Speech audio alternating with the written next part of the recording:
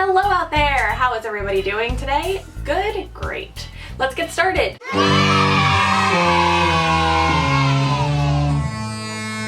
So guys, I am 3 weeks away. That's right, 3 weeks away from my cruise. I can't even tell you, the vacation fever is running rampant. It's really hard to go to work right now. So I figured what I could do is I'm putting together my list of things to bring on the cruise with me. I thought I would make a quick video on things you should and should not bring with you, according to me, onto your Disney cruise. Okay, so you can Google this, things to bring on a Disney cruise, and you will find tons and tons of lists out there, some 5 things long, some 50 things long.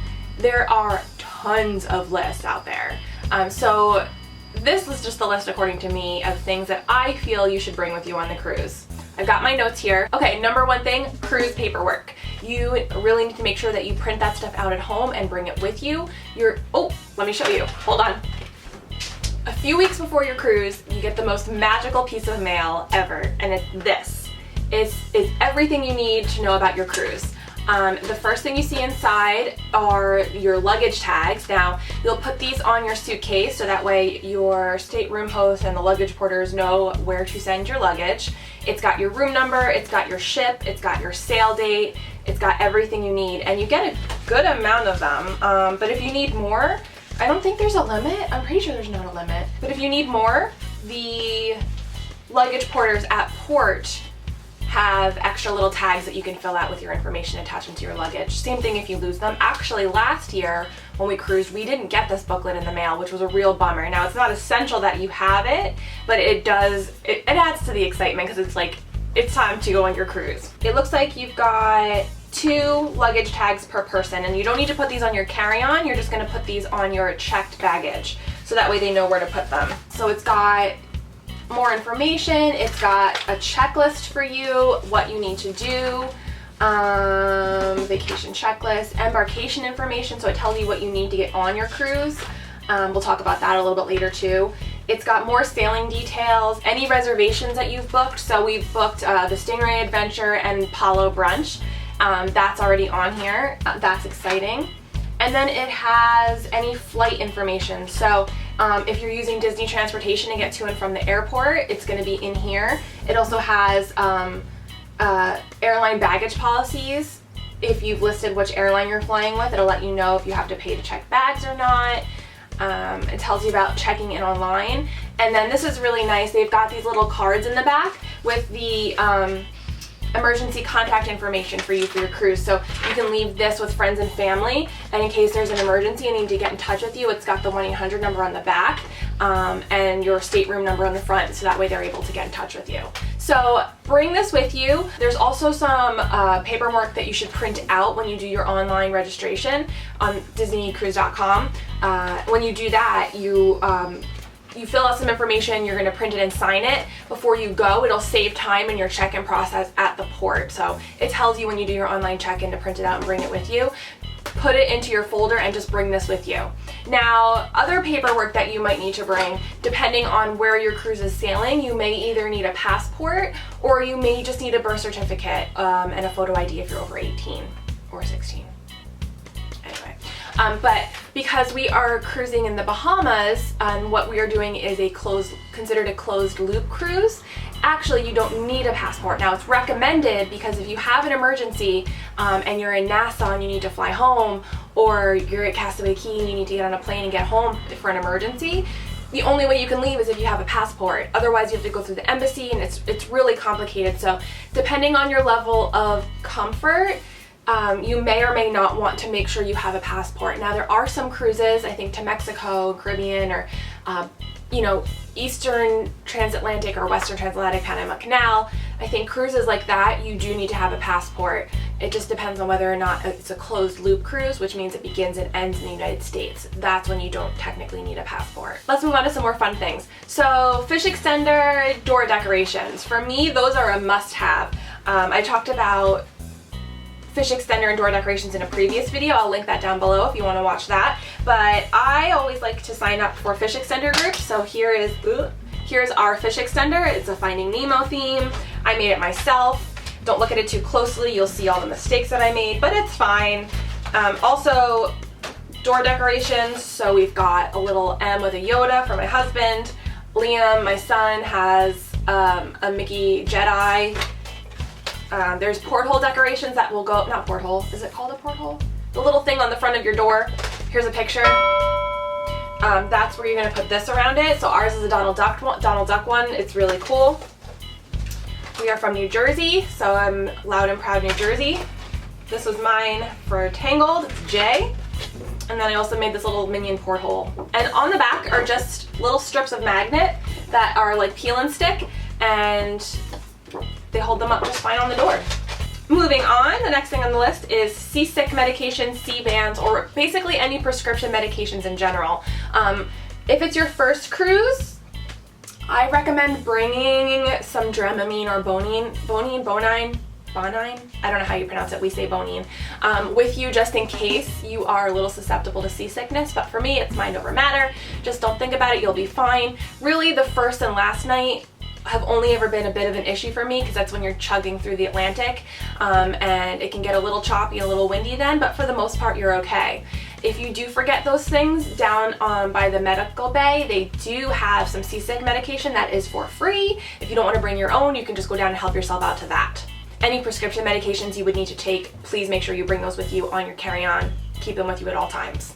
Sunblock. You're going to be spending a lot of time in the sun. Even if you're on an Alaska cruise, I really feel like sunblock is the way to go. Make sure you're protecting your skin and that you're being safe and taking care of yourself. Oh, a refillable cup. So here's mine. I actually made these as fish extender gifts on our last cruise. I got these cups at the dollar store, and I used my silhouette to just to cut out some vinyl transfer that I stuck on the front, and I use these at the beverage stations on the cruise. Now, beverages are included in the cost of your fare, so you can get as many or as few as you like. Disney does provide cups, but they are very small. I think they're about like 10 ounces possibly, which is fine, but sometimes, you know, if you want a nice big drink of water or a nice coffee or something like that, you can use this as well too.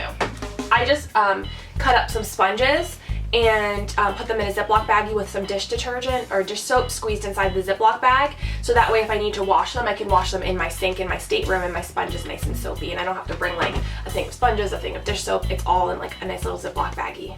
Something to read.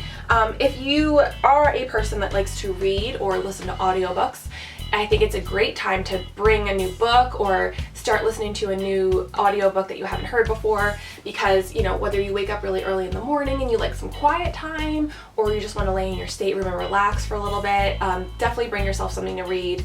A pirate costume. So pirate night is part of the fun experience on Disney Cruise. You're pirates in the Caribbean, and you can bring a really inexpensive pirate costume and join in on the fun. You don't have to. Not everybody dresses up, but some people do, and it's really a fun experience.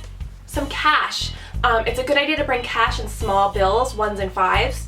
And that can be for the luggage porters at port, as well as room service or extra cash to tip your serving staff or your stateroom attendant. They work so hard, and they do get gratuity that is charged to your stateroom. However, if you really feel like they've gone above and beyond and you'd like to give them something a little bit extra, you can give them some cash in an envelope at the end of the cruise.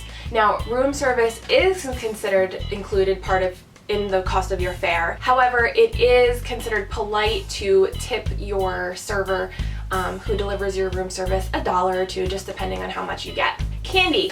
Candy's a great thing to give to your stateroom hosts and your serving staff. They are stuck on that cruise ship for weeks at a time and only get off occasionally in port.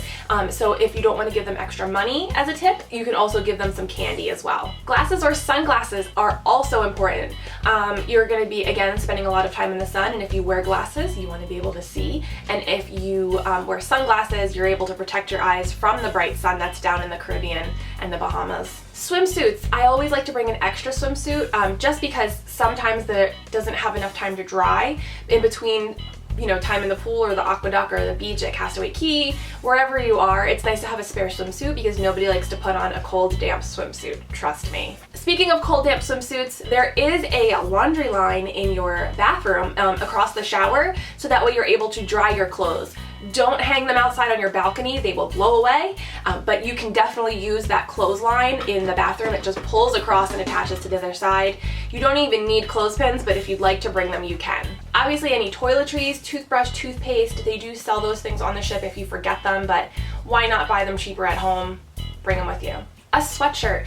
It does sometimes get windy and chilly out on deck at night or even early in the morning, so I definitely recommend bringing a sweatshirt. Even though you may be cruising into tropical climates, I am somebody who is always very cold, so I like to have a sweatshirt with me. The movie theater and sometimes dinner also gets chilly, so whether it's a sweatshirt or jumper or a sweater, whatever you want to bring with you, bring some layers. You'll thank me for it, I promise. An air freshener. Sometimes those cabins can get to be a little bit close quarters and you are eating an awful lot. Unlimited ice cream. Bring an air freshener and stick it in the bathroom. Again, it's a great idea just to keep things smelling fresh and clean. Your stateroom host does a great job of keeping the room clean, but it is a nice idea to keep things smelling fresh too. Baby powder. That's a dual purpose item for me. So you can use baby powder to keep yourself dry and fresh smelling, but it's also a really great tip to use to get sand off your feet after you're at the beach. So sprinkle a little bit of baby powder on your feet, it dries the sand right up and you can brush it right off. Adult beverages! Okay, so Disney recently changed their alcohol policy for bringing booze onto the ship. They used to be very liberal and you could basically bring as much as you could carry on with you. However, they have changed it to 1 6-pack of beer or 2 bottles of wine. I think they have to be 750 milliliter bottles of wine, which is just like your basic bottle of wine. So, but it does help save on the cost once you're on board. Now, Disney's booze is not that expensive, but when you can bring yourself your own $9 bottle of wine, you can't go wrong with that. Now, I don't recommend bringing your own corkscrew, just especially if you're flying. It could be a TSA hazard, I don't know. But if you ask your stateroom attendant for a corkscrew, they will be more than happy to bring one to you. A camera. Please, please, please bring a camera. You'll want to document as many memories as you can, but if you're bringing a camera, bring extra memory cards and an extra battery if you can too, because those batteries go fast and you don't want to miss anything. And last but not least, glow sticks. Glow sticks for me are an essential for vacation. I think they're so much fun. You can hand them out to other kids that are nearby. It's just a really great way to have a good time, especially during pirate night. Bring those glow sticks with you. You can get them at the dollar store, wherever it is, and it's just a little bit extra fun. Now, I was also thinking about things that you shouldn't bring with you on a Disney cruise. Now, weapons, fireworks, pretty much an iron, a steamer, those are things that you cannot bring with you. But there are also a few things that I wanted to mention that you probably don't need to bring that sometimes people tell you to bring. Now, a power strip is one, and you actually are not allowed to bring power strips with you. There are plenty of plugs, trust me, in that stateroom. You don't need a power strip. Another thing that I see recommended sometimes that I really don't feel like you need, and coming from an overpacker myself, trust me on this, I read a lot that people say to bring those over-the-door shoe organizers to keep your stuff organized. I don't know what you're bringing with you that you need to keep so organized on the cruise. You're on vacation. Don't overthink this. Trust me. You don't need an over-the-door shoe rack. There's plenty of drawers. There's plenty of cabinets. Unless, you know, you're on like a 14-day cruise and you're bringing jewelry and all kinds of different accessories to organize for the length of your stay. I really don't think that you need it. Trust me. Oh, and a hairdryer. For someone that uses a hairdryer almost every other day, trust me on this, you don't need to bring one. The hairdryer that's on the Disney, I believe it's the Disney Dream and the Fantasy at least, I'm not sure about the Magic and Wonder, but they are full-size hairdryers, and honestly, they worked better than the hairdryer that I had at home. It was one of the Babyliss ones, which is a really nice hairdryer if you know your hairdryers. That's basically it, guys. I can't really think of anything else, but comment down below if there's anything that I missed or really that you've brought on cruises with you that you think is really worthwhile. I'd like to hear from you guys. Let's see if there's anything that I have forgotten to bring or mention in this list, but like I said just before, don't overpack, don't overthink it. Have a great time. It is vacation. There's so many things, like I said, so many lists out there where you can find ideas, but use your editing skills. You don't need to bring half of those things, trust me. Alright guys, that's it for this video. Thank you so much for watching. 3 more weeks till my cruise. I can't wait. I'll see you guys next time. Bye everyone!